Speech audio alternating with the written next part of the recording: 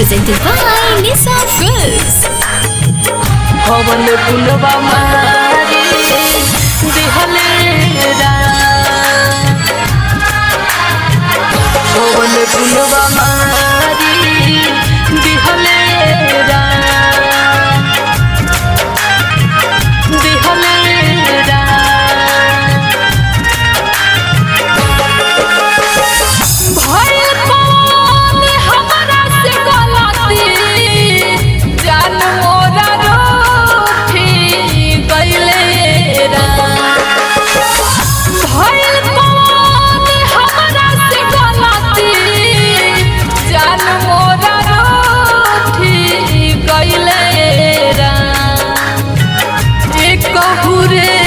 नजरी न देखले एक बहुना नजरी से देखले कि कौन गुनवा मारी दिहले राम एक बहुना नजरी से देखले कौन गुनवा मारी दिहले राम कौन गुनवा मारी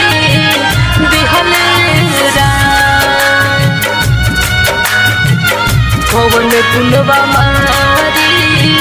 दिहले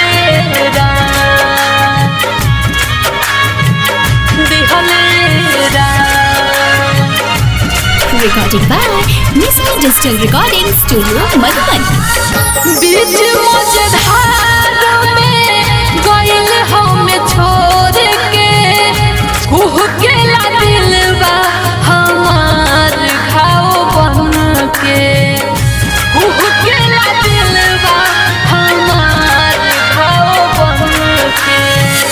बीच मझधार में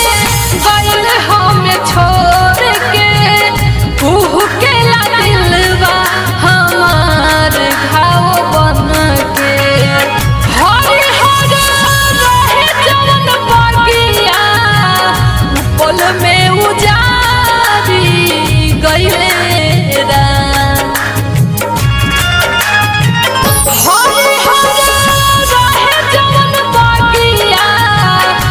पल में उजारी गइले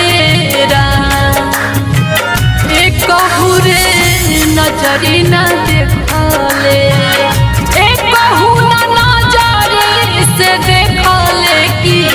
कौन गुनवा मारी दिहले राम एक बहुना नजरी से देखले पवन गुनवा मारी दिहले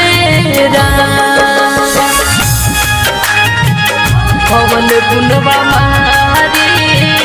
दिहले पवन गुनवा मारी दिहले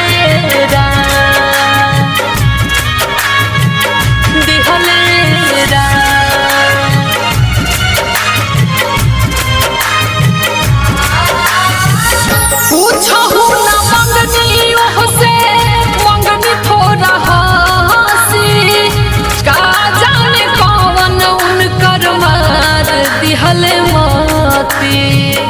का जाने कौन उनकर मार दिहले पूछहु न मंगनी से मंगनी थोड़ा हसी का जाने कौन उनकर मार दिहले मोती कहले भारतीय मुस्का ये विधना कौन खेला खेललाएरा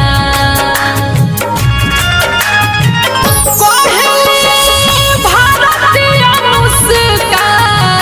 ये विधना कौन खेला खेललाएरा एक बहुरे नजरी न देखले एक बहुना नजरी से देखले कि कौन गुनवा मारी दिहले राम एक बहुना नजरी से देखले